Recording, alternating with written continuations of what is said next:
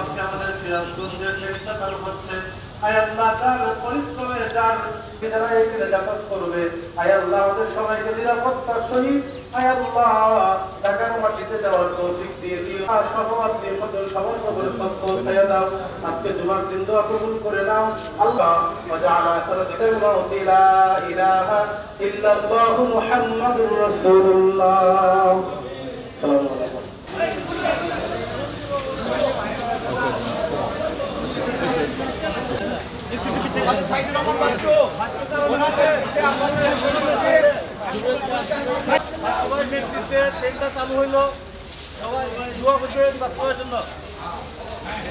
আমাদের সিরাজগঞ্জবাসীর প্রাণের একটি দাবি ছিল যে দীর্ঘ 3.5 মাস সিরাজগঞ্জের একমাত্র ট্রেন সিরাজগঞ্জ এক্সপ্রেস এটি বন্ধ ছিল। আমরা আন্দোলন করেছি, সংগ্রাম করেছি। সিরাজগঞ্জের ছাত্রছাত্রীরা, শিক্ষক শিক্ষিকেরা, সাংবাদিক ভাই বোনেরা, রাজনৈতিক নেতৃবৃন্দ, সকলে ব্যবসায়ীরা, সব সিরাজগঞ্জের সর্বস্তরের জনগণ এই আন্দোলনটা করেছে। সেই আন্দোলনের পরিপ্রেক্ষিতে আজকে 15ই নভেম্বর সকাল 6টায় ট্রেনটি বাজার স্টেশন থেকে ঢাকার উদ্দেশ্যে রওনা হলো। আমরা যখন এই ট্রেনের যাত্রীদেরকে ফুল দিচ্ছিলাম, আমরা দেখলাম তাদের মধ্যে অত্যন্ত উচ্ছ্বাস এবং উৎফুল্ল যে তারা তাদের সেই ট্রেনটি ফিরে পেয়েছে। এটি আমরা দেখেছি যে যাত্রীরাও অনেক আনন্দিত এবং আমরা সিরাজগঞ্জবাসীও অনেক আনন্দিত।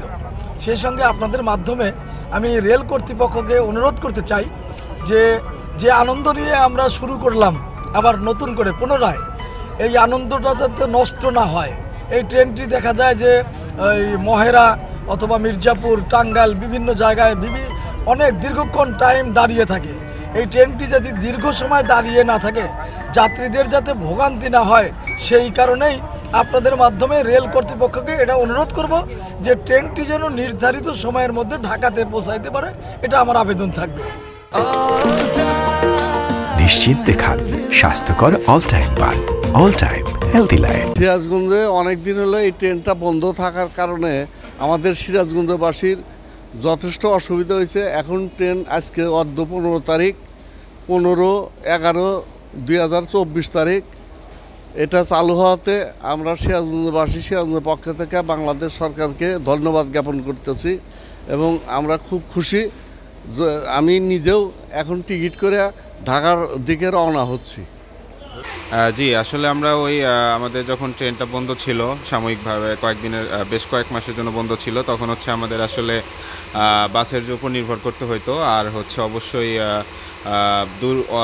রংপুর, রাজশাহী বা ওই যে অন্যান্য যে দূরবর্তী ট্রেনগুলো আছে ওগুলোর উপর নির্ভর করতে হতো, যেখানে আসলে টিকিট সংকট থেকে আরও অনেক ধরনের সমস্যা হতো।